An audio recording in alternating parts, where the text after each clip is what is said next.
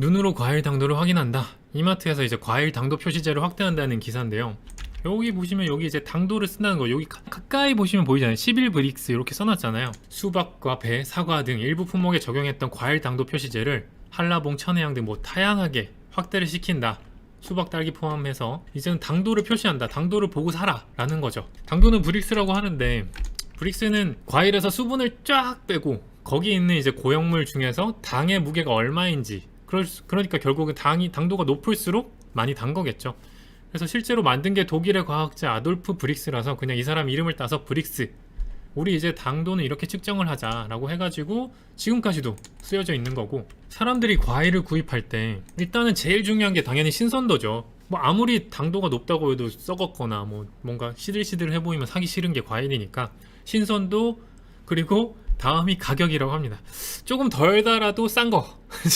조금 덜 달아도 싼 거. 그다음에 세 번째가 당도. 그래도 확실히 당도가 중요하다. 저 같은 경우는 당도가 2순위일 것 같아요. 조금 더 줘도 기왕이면 맛있는 거 먹자 이렇게 바뀌었는데, 사과 같은 경우는 이제 당도가 14브릭스 이상 되면은 특등급, 뭐 이제 배는 12, 포도는 18, 귤은 13, 수박은 11, 이런 식으로 특등급의 당도가 정해져 있어서, 근데 이 당도가 궁금한 거죠.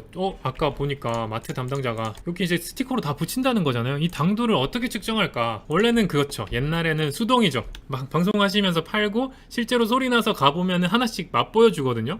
하나 떼서 사과 잘라주고, 그 잘 자르셔. 잘 먹어보고 그 샘플링이 맛있으면 너무 맛있어서 사게 되는 거잖아요. 실제로는 수동으로 했었고, 이제 뭐 정확하게 측정이 안 된 거죠. 그 많은 사과 중에 하나가 맛있으면 믿고 사게 돼서 막상 사보면은 맛없는 것도 있었고, 이렇게 많이 당하면서 생활했었고, 이제는 두 번째는 샘플링이죠. 그 중에 일부를 가지고 실제로 기계로 정확하게 당도를 측정하는 게 있고, 그 다음엔 요즘에 이제 최근에 아까 수박에도 쓰이는 거지만 비팍의 당도 측정이 있습니다. 비팍의 말 그대로 이제 수박을 깨지 않고, 원래 샘플링 할 거면 하나를 어쨌든 깎아야 되거나 뭐 즙을 내서 이렇게 뿌려야 되잖아요. 그러는 걸 떠나서 그냥 과일만 있으면 당도를 측정할 수 있다. 이렇게 세 가지가 나와가지고 실제로 네이버에 당도 측정기 하면 나오거든요. 이렇게 나옵니다. 굴절 당도 측정기 요것도 있고, 10,000원짜리도 있고, 디지털 당도 측정기 이것도 있어요. 이 두 개의 원리는 똑같은데 과즙을 떨어뜨리면 당도가 나옵니다. 실제로 정확도도 꽤 높고요. 그래서 요거까지 실제로 증거로 딱 보여주면 실제로 더 많이 팔리지 않을까요? 예전에 마치 막 치약, 칫솔을 지하철에 팔 때 흰 가운 입으면 더 잘 팔리는 것처럼 이런 것도 활용하면 꽤 괜찮지 않을까 생각을 했고, 대백프라자 같은 데서는 궁금한 거죠. 이 당도가 진짠가 아닌가 한번 보라고 디지털 당도계도 그냥 비치를 하고 있다고 합니다. 이건 굉장히 마케팅적으로 좋은 전략 같아요. 보셨겠지만 꽤 비싼 것도 있고 저렴한 것도 있습니다. 요거 같은 경우는 이제 샘플로 측정을 하는 건데, 샘플로 측정하는 애들 같은 경우는 굴절식 당도계라고 합니다. 요거 같은 경우는 이렇게 잘려져 있고, 여기 똑똑 떨어뜨린 다음에 만원경을 보는 거예요. 소맥 타실 때 물에다가 이제 맥주잔에 물을 넣고 젓가락 같은 거 넣을 때 가끔 휜 거 보이시잖아요. 근데 거기다가 설탕물에다가 젓가락을, 요 빨대 같은 걸 넣으면 좀 더 많이 휘거든요. 그걸 보고 딱 깨우친 거죠. 당이 들어가면 좀 더 많이 휘는구나. 그 원리입니다. 실제로 당이 들어갈수록 좀 더 그 각도가 높아지니까 그거 가지고 당을 측정하는 기구예요.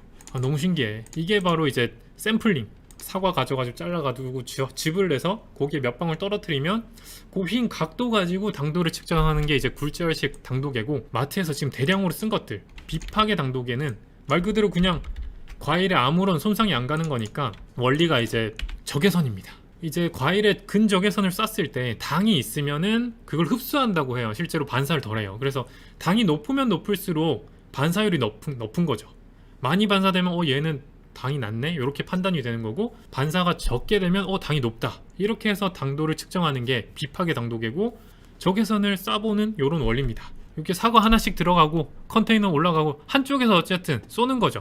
수박 같은 경우는 여기서 더 나가서 이제 적외선 말고 음파 측정도 나왔다고 합니다. 음파를 보내서 얘가 어느 정도 반사되는 걸로 이제 당도까지 측정이 되는 세상이 나와가지고, 이거 보면서 느낀 게, 그러면 당도를 약간, 저는 소비자 입장이니까 당도 표시를 그냥 강제로 하면 안 될까? 이 생각을 해봤어요. 그냥 막 어쨌든 국민들이 좀 더 맛있는 거 먹으면 좋으니까 강제로 했을 때 당연히 농민들이나 유통업체들이 또 그럼 당도 낮은 거 어떡할 거냐 이런 논란이 일 것 같아서 알아봤더니 역시 한때 당도 표시를 의무화한 적이 있다고 합니다. 근데 당연히 이제 생산자나 유통업체들이 너무 힘들다 이러면 안 돼 라고 해가지고 지금은 그냥 권고 표시 사항으로 바뀌었다고 합니다.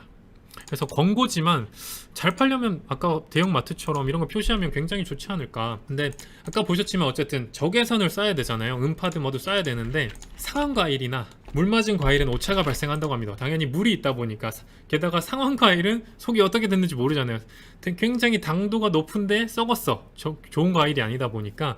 그리고 이제 당도가 높다고 무조건 또 단 건 아니고, 왜냐하면 그 안에는 당도 있는데 뭐 염이나 단백질, 산 등도 있기 때문에 무조건 달고 맛있는 건 아니라고 합니다. 그 예로 마늘 있잖아요. 여러분 마늘은 달지 않잖아요. 근데 마늘의 당도가 딱 30이거든요.